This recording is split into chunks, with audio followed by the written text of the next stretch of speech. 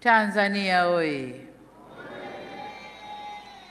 Nianze kwa kumshukuru sana Mwenyezi Mungu kwa kuturuzuku uhai na kutuwezesha kushiriki sherehe hizi za kihistoria kwa taifa letu. Pili, ni washukuru Watanzania wote kwa imani yao kwa Chama cha Mapinduzi na kwa mapenzi makubwa na kutupa mimi na makamu wa rais fursa hii adhimu ya kuwatumikia. Shukrani za kipekee kwa viongozi na wanachama wa Chama cha Mapinduzi kwa namna walivyoendesha kampeni kwa mafanikio makubwa sana. Nishukuru tena Tume ya Uchaguzi kwa kuratibu na kusimamia mchakato mzima wa uchaguzi kwa ufanisi usiotiliwa shaka. Ndugu viongozi na ndugu wananchi, katika uchaguzi huu tulikuwa wagombea 17 kutoka vyama mbalimbali vya siasa nchini tukiwania nafasi ya urais wa Jamhuri ya Muungano wa Tanzania. Napenda kuwashukuru sana wenzangu 16 ambao kwa hakika wameonyesha ukomavu wa kidemokrasia kwa kuendesha kampeni ambazo tulishindana kwa hoja na sote tulionyesha kuwa siasa sio vita. Tumemaliza vyema uchaguzi na kumpongeza aliyeshinda. Aidha, nitumie fursa hii pia kumpongeza sana Rais wa Zanzibar na Mwenyekiti wa Baraza la Mapinduzi Mheshimiwa Dr. Hussein Mwinyi na vyama vya siasa vilivyoshiriki uchaguzi Zanzibar kwa kumaliza uchaguzi kwa salama na amani. Zanzibar oye! Pongezi zangu pia ziwaendee wote walioshinda kwenye nafasi za ubunge, ujumbe wa Baraza la Wawakilishi na udiwani kote nchini. Kwa wote niwaambie, uchaguzi umekwisha. Sasa baada ya kuapa, tukafanye kazi ya kulijenga taifa letu na kujenga utu wa Mtanzania. Waheshimiwa marais, viongozi, ndugu wananchi, shughuli inakuwa nzuri na ya kufurahisha ikihudhuriwa na ndugu zako wanaokupenda. Tanzania leo imejawa na furaha kubwa kuona baadhi ya waheshimiwa marais wenzangu na viongozi mbalimbali wa nchi jirani na nchi marafiki wamejumuika nasi katika tukio hili. Pamoja na kwamba tulitoa mwaliko kwa muda mfupi, kwa wale walioshindwa kushiriki, tunatambua uzito wa majukumu yao na tunajua mioyo yao ipo pamoja nasi. Tunashukuru pia wote waliotuma salamu za pongezi kwetu. Tunasema asanteni sana. Ndugu wananchi, uchaguzi ni fursa kwa wananchi kueleza matakwa yao ya aina ya viongozi wanaodhani wataweza kuwatumikia vyema na kuwaletea maendeleo endelevu. Kipindi cha kampeni tuligawika kiitikadi na kishabiki kama taifa, ila baada ya uchaguzi kufanyika, anayechaguliwa na wengi huwa ndio chaguo la nchi na anapaswa kuwa mtumishi wa wananchi wote waliomchagua na waliochagua wagombea wengine na hata ambao hawakushiriki uchaguzi. Kwa sisi tuliochaguliwa, ahadi yetu kwenu wananchi ni kulitumikia taifa hili kwa nguvu zetu zote, vipawa vyetu vyote na maarifa yetu yote. Ndugu zangu wa Tanzania, ni vyema tutambue kwa uchaguzi mkuu wa viongozi wa serikali ni mchakato wa msimu mmoja tu ndani ya kipindi cha miaka 5. Muda mwingine wote maisha lazima yaendelee. Hivyo basi, jukumu letu sote kwa pamoja ni kujenga nchi yetu na kuifanya kesho yetu iwe bora zaidi kuliko jana yetu. Niwasihi tuendelee kuilinda itikadi yetu ya umoja na mshikamano. Ndugu zangu, wote tunaitakia mema nchi hii, tumesikitishwa na kuhuzunishwa na matukio ya uvunjifu wa amani, upotevu wa maisha na uharibifu wa mali za umma na mali za watu binafsi kwenye baadhi ya maeneo hapa nchini, hasa kwenye majiji na miji. Kilichotokea hakiendani na taswira na sifa za Kitanzania na sio Utanzania. Haikutushangaza kuona kuwa baadhi ya vijana waliokamatwa kutokana na kadhia hiyo wametoka nje ya Tanzania. Vyombo vyetu vya ulinzi na usalama vinaendelea kufuatilia na kuchunguza kwa undani zaidi kilichotokea na kuirudisha nchi katika hali tuliyoizoea kwa haraka. Kamati ya ulinzi ya kitaifa na kamati za ulinzi za mikoa na wilaya, nawataka muhakikishe kuanzia leo maisha ya wananchi yanarejea mara moja.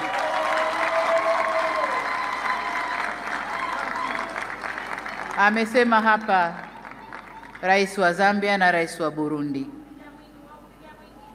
Machafuko ndani ya nchi si mema, hayana bei, hayana thamani na si faida kwa yoyote yule. Kwa hiyo ndugu zangu, niwaombe sana tuzingatie umoja, amani na utulivu wa nchi yetu. Ndugu zangu, nitumie fursa hii kutoa onyo kama mama, kutoa onyo kwa wale wote waliochochea uvunjifu wa amani, na nawataka watambue kuwa vurugu na uvunjifu wa amani huishia kupimana nguvu na uwezo wa kujihami, ila mazungumzo huzaa mshikamano. Sasa tuchague lenye manufaa kwetu, kwani usalama wa taifa lolote hulindwa na wote kwa nguvu zote na gharama zozote. Ndugu viongozi na ndugu wananchi, kama kawaida kwa nchi zenye mfumo wa kidemokrasia hualika waangalizi wa uchaguzi kutoka jumuiya za kimataifa na kikanda kuja kushuhudia mchakato wa uchaguzi. Uwepo wao huongeza uhalali wa juhudi zetu za kuhakikisha uchaguzi unafanyika kwenye mazingira ya uwazi, haki, heshima na utawala wa sheria. Kwa muktadha huu, tunazishukuru jumuiya zote zilizoleta waangalizi wa uchaguzi.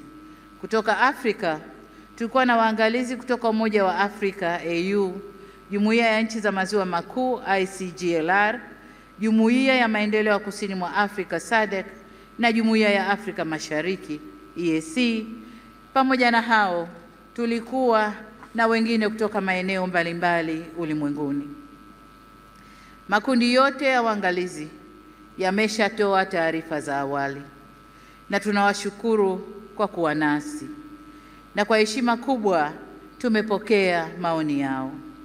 Hata hivyo, kama alivyowahi kusema Rais wa awamu ya 3 ya Jamhuri ya Muungano wa Tanzania hayati Benjamin William Mkapa mwaka 2000 wakati akiapishwa kuwa rais, na hapa nanukuu kipande tu cha hotuba hiyo kinachosema: nawashukuru watazamaji wa kimataifa kuja kushuhudia uchaguzi wetu ulivyofanyika. Walipotusifu tumepokea sifa hizo kwa unyenyekevu mkubwa. Tumesikia pia waliodhani hayakwenda sawa na mengine hata sisi wenyewe tumeyaona. Maagizo ya kutuelekeza nini cha kufanya tumeyakataa. Ushauri wao tutauzingatia ili tufanye vizuri zaidi siku zijazo. Mwisho wa kunukuu. Ndugu wananchi, sifa moja ya mwanadamu ni kutokukamilika. Aliyekamilika kabisa kabisa bila kasoro yoyote ni Mwenyezi Mungu peke yake. Ndiyo maana katika shughuli au harakati za wanadamu tunaunganishwa na mawasiliano, mazungumzo na maelewano, au kwa maneno mengine tunaunganishwa na uwepo wa suluhu. Suluhu yenyewe sio suluhu mimi, lakini hata suluhu mimi nitafanya kazi yangu ya kuunganisha taifa. Kwa hiyo tunaunganishwa na uwepo wa suluhu ya mambo katika jamii zetu. Kama mnavyofahamu, katika kuliunganisha taifa, serikali ya awamu ya 6 tulianza na falsafa ya R4 inayosimamia misingi ya kuzungumza na kuelewana, kuvumiliana, kubadilishana au kubadilisha mwelekeo baada ya maelewano na kuendelea kujenga taifa letu. Tunapoendelea mbele, hatutachoka wala kurudi nyuma kwenye kusimamia yote yanayohusu kujenga umoja na mshikamano wa taifa letu. Ndugu wa Tanzania, mkusanyiko wetu leo hapa sio kwa ajili ya kuwazawadia walioshinda kwenye uchaguzi, la hasha, bali ni matakwa ya kikatiba ya kukabidhiwa dhamana ya kuwa mtumishi mkuu wa taifa katika kuleta maendeleo endelevu kwa maana ya uimara wa kiuchumi, kisiasa, kidiplomasia na kijamii. Ili tuweze kuyatimiza hayo, hatuna budi kuhakikisha tunahimizana umoja na upendo kwa nchi yetu, tunadumisha amani na kuheshimu sheria za nchi.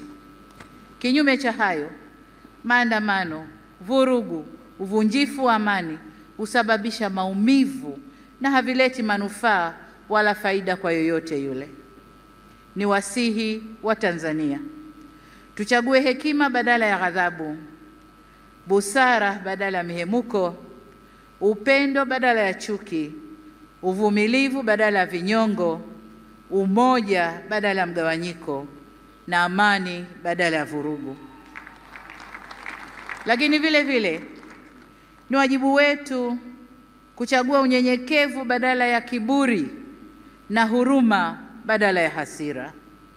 Taifa letu ni moja na lina nguvu zaidi kuliko mtu yoyote yule. Demokrasia haipimwi kwa nani kashinda uchaguzi, bali kwa jinsi tunavyoendesha mambo yetu baada ya uchaguzi. Tutakuwa na nguvu zaidi pale kila sauti chanya au hasi zitakaposikilizwa, kuheshimiwa na kuthaminiwa, na vile vile tunapoweza kuponya wenye maumivu. Hii si kazi ya upande mmoja wa serikali peke yake, bali ni kwa kila jumuiya za wananchi, vyama vya siasa, dini zetu na kila mwananchi. Na hapa nitumie fursa hii kuwashukuru kwa dhati ya moyo wangu viongozi wa dini waliohimiza amani na upendo katika kipindi chote cha kabla uchaguzi, wakati wa uchaguzi na sasa baada ya uchaguzi, wanavyoendelea kuhimiza amani na upendo. Ndugu zangu, nimeamua kutumia jukwaa hili leo kushukuru na kupongeza kwa kumaliza uchaguzi, kuhimiza umoja na mshikamano wa kitaifa na kusisitiza kwamba Jamhuri ya Muungano wa Tanzania kama taifa ni muhimu zaidi kuliko matakwa binafsi ya mtu yoyote. Masuala ya mwelekeo wa kazi za serikali kwa miaka mitano ijayo na ufafanuzi wa kina wa hatua zitakazochukuliwa kutekeleza dhana ya kazi na utu utatolewa katika hotuba ya uzinduzi wa Bunge la 13 la Jamhuri ya Muungano wa Tanzania. Baada ya kusema hayo, niwashukuru wote kwa kujumuika nasi kwenye tukio hili muhimu na la kihistoria. Nimepokea pongezi kwa heshima kubwa, na sasa safari ya kuwatumikia Watanzania kwa kipindi cha pili cha awamu ya 6 inaanza rasmi. Nawashukuru wananchi wote wa Tanzania na ni imani yangu kwamba tutashirikiana ndani ya safari hii. Asanteni sana kwa kunisikiliza